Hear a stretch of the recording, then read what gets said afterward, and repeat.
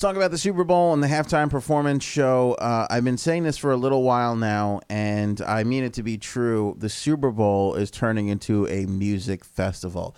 The music end of it, who performs the halftime show, was always big, but who is going to be there has become this huge speculation now. There's performances. Who's going to do the national anthem? That becomes a big deal. And then around town, in and around all these events, all these little things have sort of, sprung up. It's interesting. It's kind of the same way that, South by Southwest, South by Southwest started as a music festival. And then it spawned off all these other little events. And then it became a music and film festival. And then all of a sudden, there's talks there, and tech people are coming, and there's like a tech conference. And like it becomes this huge, massive thing. And I feel like that's what the Super Bowl has become. Some people go to Super Bowl week, like they'll get there on Monday morning and they'll leave on Saturday. They don't even go to the game. They're just there to do business or discussions, talks, conferences, music, whatever it is. Like, it's insane how big some of these things have become. Today we got the announcement that for the first time ever, we are going to get a Bud Light Super Bowl Music Fest. So this is officially licensed and in partnership with the NFL. Bud Light, obviously the title sponsor. But, there always used to be shows in town the week of for the Super Bowl. This will be the first time that this has been organized into an actual, quote-unquote, music festival. And I say quote-unquote because tickets don't go on sale until tomorrow, November 9th, and it doesn't really seem to me to be any sort of a collective, like you buy one ticket, you get into all the shows, because it's going to be several nights of music, Thursday, Friday, and Saturday night. The list of performers is insane. They did a really, really good job at booking some huge talent. And there's couple of interesting things in here. So first, Thursday night's going to be Ludacris and Migos. Friday night is going to be Aerosmith and special guest. And then Saturday is going to be Bruno Mars and Cardi B. A couple interesting things. One, why Aerosmith and a special guest? That's kind of interesting that they haven't announced anybody yet. They might be holding back to then, once they add the special guest, gain some further publicity off of that.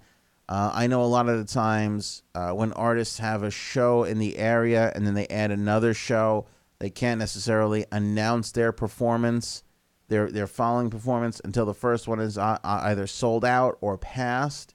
So that could be part of it. So you might want to look in the Atlanta area for clues on who's playing there relatively soon. Maybe that's why they haven't announced this February 1st date yet, just before the Super Bowl, which is February 3rd this year, or next year, I should say. That's the first interesting thing. And the second interesting thing is Cardi B is on here with Bruno Mars. They have a song together.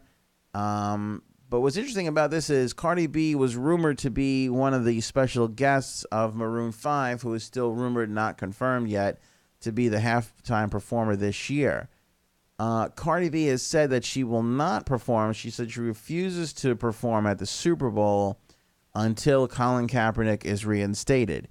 But when I went in to look into this in just a little bit, I noticed that she made those comments about Colin Kaepernick back in February of this year.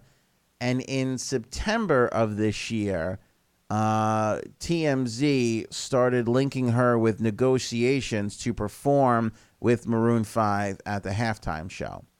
So when I had first read the story, it was Cardi B rumored to be performing at the halftime show, but says she will not perform until Colin Kaepernick is reinstated. But when you reverse the order of those two things and realize that she said, no, I won't be a part of the Super Bowl without Colin Kaepernick reinstation. But then, 7 months later, she's, according to TMZ, in negotiation. Who knows? Maybe something changed internally or whatever. Colin reached out to her and said, that's crazy. Go do your thing. Don't worry about me. I don't know. Like, whatever it is, I don't know. But, it's just, it makes the story different. If she was asked and said the thing about Colin Kaepernick, that would be one thing. She was asked, said the thing about Colin Kaepernick, and then the rumor is that she was in negotiation to join Cardi B on stage. Who knows? TMZ says that Cardi B is getting lots of offers to perform in February So if she's going to do the Super Bowl, it needs to be worth it. Maybe this is her halfway sort of like, I'll go there and perform, but I won't be on the Super Bowl, but I'll be. I don't know. I mean, if you're standing up to the NFL and you're a part of this NFL sponsored music festival, it's not exactly standing up, I don't think. So if she's agreed to be a part of this, perhaps this is a signal that we will see Cardi B popping up in the Super Bowl during the halftime show this coming Super Bowl. We'll see. It's in Atlanta this year.